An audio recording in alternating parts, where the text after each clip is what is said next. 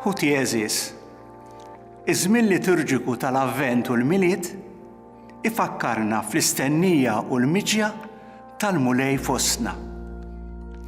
Kif insibu fil-bidu tal-ittra lil-Lud, Alla fl-imoddi kellem lill-missirijietna ħafna drabi u b'ħafna manjeri permezz tal-profeti.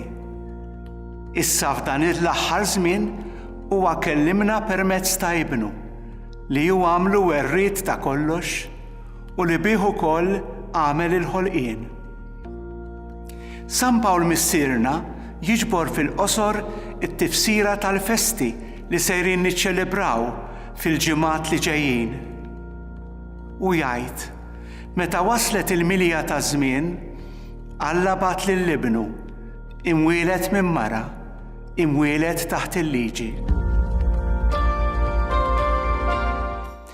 Fl-ewwel parti ta' żmien qaddis tal-Avvent, il-Knisja tistedinna nisru bl-imsiebaħ tal-fidi mixawla f'idejna waqt li nistennew it-tieni miġja tal-mulej. Ġesu stess jagħtina dan il-parir qawwi. Żommu ġenbejkom imħażma u l-imsiebaħ tagħkom mixewla. Kunu bħal nies jistennew lil sidhom lura mill-festa tat-tieġ biex malli jiġi u jħabbat jiftħulu minnu fih. Ħenin dawk il-qaddejja li meta jiġi sidhom isibhom jisru. Tassew ngħidilkom li hu jitħażżem iqiegħdhom madwar il-mejda u jgħaddi qudiemhom iservihom. Il-mulej Ġesu diversi drabi jirreferi għalih innifsu bħala l-arus tal-komunità ta' dawk li jemmnu, bħala l-arus tal-Knisja. Meta l-Fariżej u l-kittieba jistaqsu lil Ġesu għaliex id-dixxipli tiegħu ma jsumux, iżda jieklu u jixorbu, huwa jirrispondi: Hawn tistgħu iġġalu l-ħbieb tal-arus isumu sakemm l-arus ikun għadu magħhom? L-istess Ġwanni l-Battista jinsisti li Ġesu huwa l-arus, għax Ġesu għandu l-arusa, il-Knisja. Ġwanni l-Battista, il-ħabib tal-arus, jifraħ x'in jisma' leħen il-arus. Ġwanni sostni u danu l-ferħ li bih qalbi mtliet, jeħtieġ jikberu u niċkien jien. Ix-xbija sabiħa ta' Ġesu bħala l-arus tal-poplu tiegħu issib l-eruq tagħha fil-kitbiet tal-profeti, speċjalment fil-profeta Iżajija. Dan il-profeta juri l-imħabba li Alla għandu għal Sijon, il-belt qaddisa li tirrappreżenta poplu ta' Iżrael, bix-xbija tal-arusija. Bħalma arus jitarras xebba, hekk jitarsek il-bednej tiegħek. U bħalma l-arus jitaxxaq b'arustu, hekk jitaxxaq bik Alla tiegħek. Fil-profeta Ħosea insibu lil Alla li jkellem lil poplu tiegħu bl-istess xbija tal-erusija. Il-poplu jiġi mqabbel ma' mara żinja li tħalli lil żewġa u tmur wara ħbieb ġodda li minnhom tħoss li rċeviet il-ġid li għandha. Il-poplu bħal dik il-mara jinsa minnu tassew dak li mlieħ b'kull ġid. Infatti, il-ktieb tal-profeta Ħosea huwa karba ħirġa mill-qalb ta' Alla, l-arus ta' Iżrael, minħabba l-infedeltà tal-poplu tiegħu. Tlowmu ma' omkom, tlowmu magħha, għax hi mhijiex marti u jien m'iniex żewġa. Ħajwarrab iż-żina tagħha minn fuq wiċċha, l-adulterji tagħha minn ħobba. Iżda qalb il-mulej malar tinħal bil-ħniena għal Iżrael u jażel li jagħmel rabta ġdida mal-poplu, rabta li tibqa' għal dejjem. Għal dejjem narsek miegħi fis-sewwa u l-ħaqq, fl-imħabba u l-ħniena, Brabta fidila jiena narsek miegħi u int taraf lil mulej.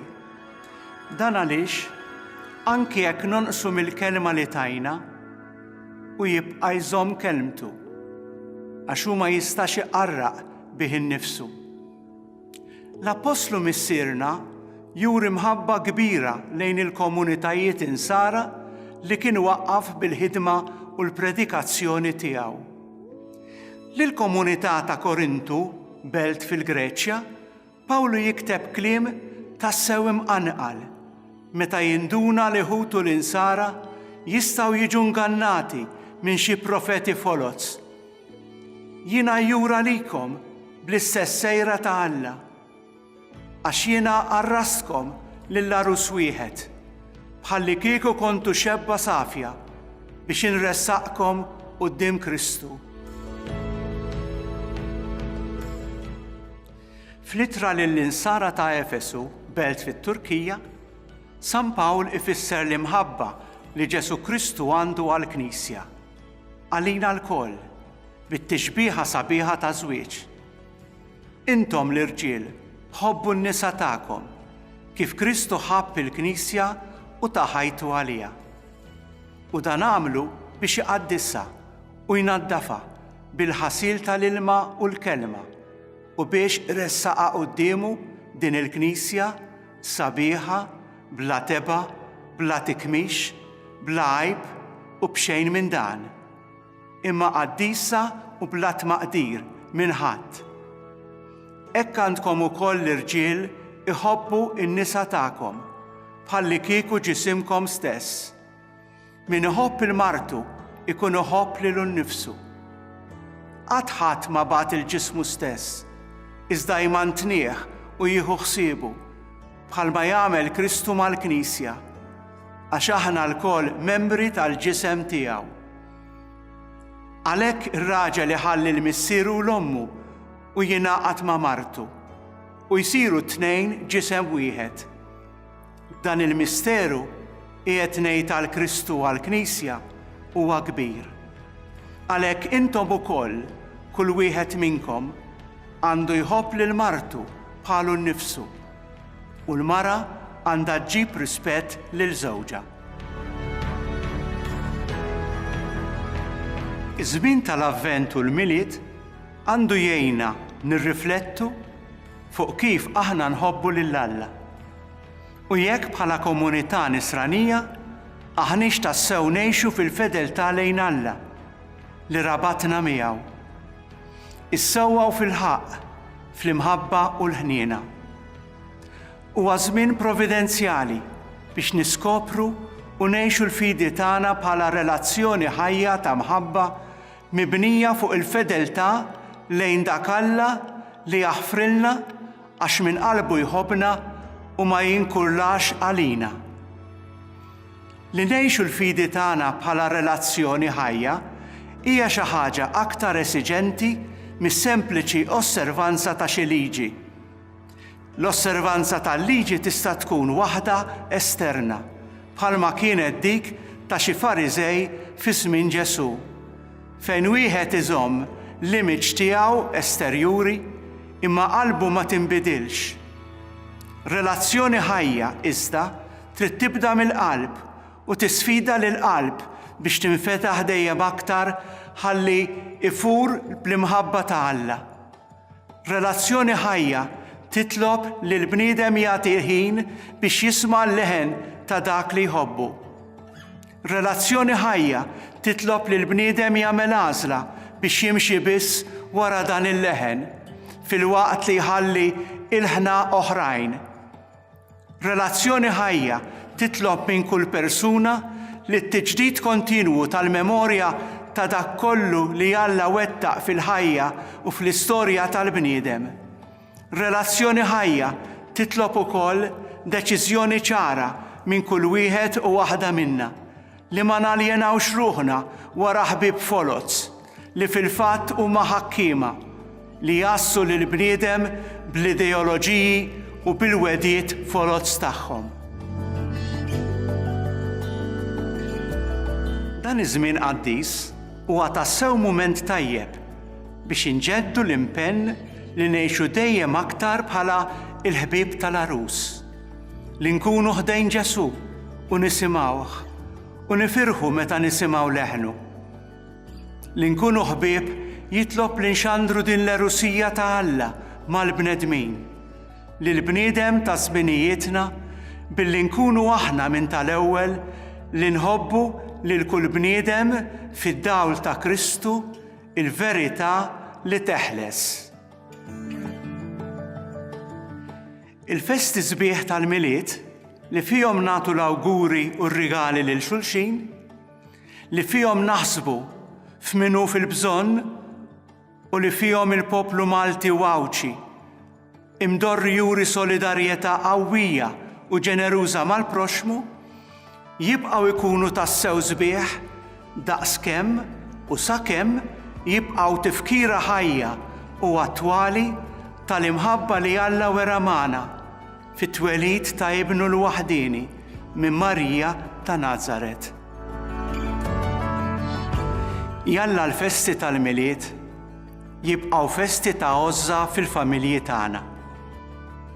Jalla jibqgħu festi nsara fejn kulħadd isib qalb li tħobb u li tħadnu b'imħabba safja u qaddisa. Fejn il-tfal imħarsa minn kull xkiel u għajb jifirħu b'ferħ qaddis. Fejn l-anzjani u l-morda isibu l-wens qawwi tal-familjari. Fejn ir-rabta tal-imħabba tberret l-antigonizmu u s-sikket il-polemika. Jalla il-festi tal-miliet jibqgħu ifakruna fl-għażla ta' Alla li jkun magħna u li jsalvana, li jkun għalina Immanuel li bil-sinna jfisser Alla magħna, u jkun għalina Ġesu li bil-sinna jfisser Alla Salvatur. Dan l-għarfien għandu jinkoraġġina biex inkunu dejjem iżjed ta' sapport għal xulxin u biex f'kull ambjent inwasslu il-balzmu tal-maħfra, tal-ġustizzja, tal-bżulija u tal-irġulija. Jalla il-festi tal-miliet ifakruna fl-għażla ta' faqar li l-Mulej għamel biex isalvana. Intom tafu l-grazzja ta' Sidina Ġesu Kristu li għad li kienani ftaqar minħabba fikom sabiex intom tistanu permezz tal-faqar tiegħu. Dan l-għarfien għandu jwassalna biex nagħmlu kull ma nistgħu biex is-soċjetà tagħna ikollha taqsim ġust tal-ġid u jittejbu l-kundizzjonijiet soċjali tal-ħaddiema u tal-pensjonanti. Dawn il-festi tal-miliet ejjew flimkien imbirku lill-Mulej għall-imħabba kbira li wera magħna bnedmin dgħajfa. Imbirkuh u nfaħruh tal-li hu ġie jfittex u jsalva l-mitluf. Filwaqt li nixtiequlkom mill-qalb avvent qaddis u mill-itħieni fil-Mulej, natukom il-barka pastorali tagħna.